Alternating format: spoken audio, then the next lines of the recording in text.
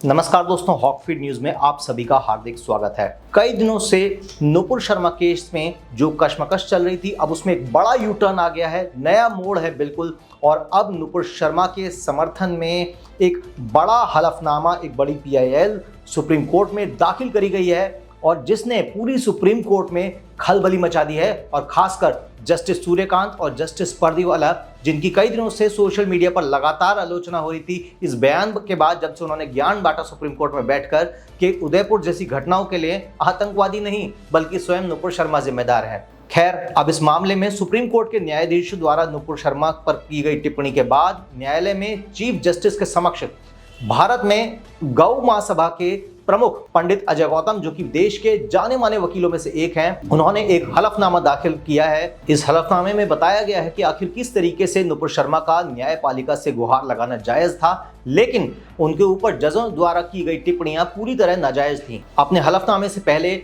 वकील अजय गौतम जी ने एक याचिका भी दायर की थी, उसमें भी ये मांग करी गई थी कि न्यायाधीश अपने बयानों को वापस लें। और अब न्यायालय में दायर किए गए इस ताजा हलफनामे में केस से जुड़ी विस्तृत जानकारी और वाजिब सवाल भी हैं।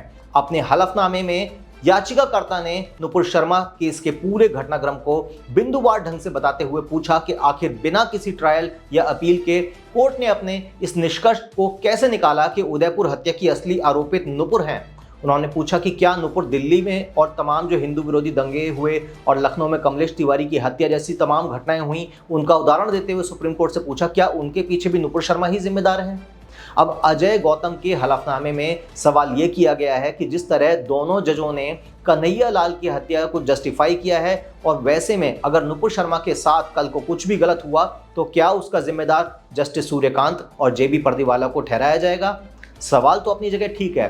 अब क्या अगर जजों की टिप्पणी के बाद भी कोई ईश निंदा के लिए कोई किसी को आहत करेगा तो उसके लिए दोनों जज जिम्मेदार कहे जाएंगे। तो ये बड़ा सवाल किया है अजय गौतम जी ने, और ये जायज सवाल है कहीं ना कहीं कि क्या यदि अगर किसी बयान के कारण किसी की हत्या को जस्टिफाई किया जाता है तो ऐसे में क्या इन जजेस के बयान के द्वारा अगर कल को कोई सन की पागल, कोई आतंकवादी विचारधारा का व्यक्ति यदि नुपुर शर्मा जी की हत्या कर देता है तो क्या उसके लिए जस्टिस पर्दीवाला और सूर्यकांत को जिम्मेदार ठहराया जाए, और यदि नहीं तो वो अपने बयान को वापस लें, और यदि हाँ तो उनको भी जेल होनी चाहिए।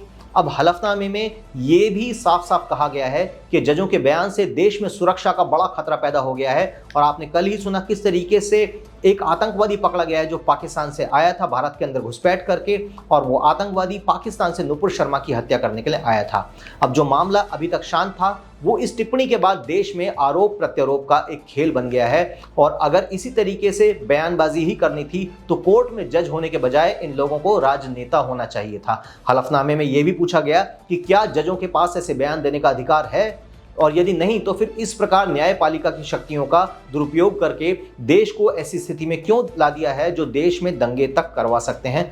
सवाल अपनी जगह जायज़ है। इसमें यह कहा गया कि दोनों न्यायाधीशों ने पहले ही ये सोचा हुआ था कि नुपुर शर्मा के बारे में उन्हें क्या कहना है, जबकि हकीकत यह है कि देश में हो रही हत्याओं के लिए नुपुर शर्मा नहीं बल्कि तालिबानी सोच जिम्मेदार है जो देश में पनपने लगी है। ऐसा कहना है इस हलफनामे का पंडित अजय गौतम के द्वारा।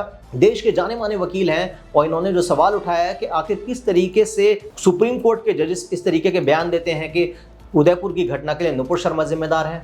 अब आगे के हलफनामे में पंडित अजय गौतम उन तमाम जहरीले बयानों को उदाहरण के तौर पर दिए हुए हैं जिन्हें आज तक कट्टरपंथी खुलेआम देते आ रहे हैं, लेकिन उन पर कोई कार्रवाई नहीं होती है। इस लिस्ट में अकबरुद्दीन ओवैसी का वो बयान भी है जिसमें उसने हिंदू देवी देवताओं का अपमान किया था और कहा था कि वो लोग केवल 15 मिनट में हिंदुओं को देश से सफाया कर देंगे। इसी तरीके से जामा मस्जिद के इमाम पर 50 से ज्यादा FIR हुई मगर आज तक कोई गिरफ्तारी नहीं हुई। लेकिन नुपुर शर्मा के पीछे इस देश का पूरा सिस्टम हाथ धो के पीछे पड़ गया है। अब याचिकाकर्ता ने अपने हलफनामे में यह भी कहा कि उनके पास इस मामले में जरूरी कार्रवाई के लिए भारत के चीफ जस्टिस से गुहार लगाने के अलावा और कोई विकल्प नहीं बचा है, और उनका अनुरोध है कि उनकी याचिका पर गौर किया जाए और जस्टिस सूर्यकांत और जस्टिस पर्दीवाला को उनका बयान वापस लेने के लिए सख्त निर्देश दिए जाएं। इसके अलावा नुपुर शर्मा की याचिका पर चीफ जस्टिस स्वयं ही संज्ञान लेकर सभी मामलों को एक ही जगह जोड़ दें और कोई भी ऐसा निर्देश दे दें जो तथ्यों और परिस्थितियों को भांपते हुए ही उचित लगे।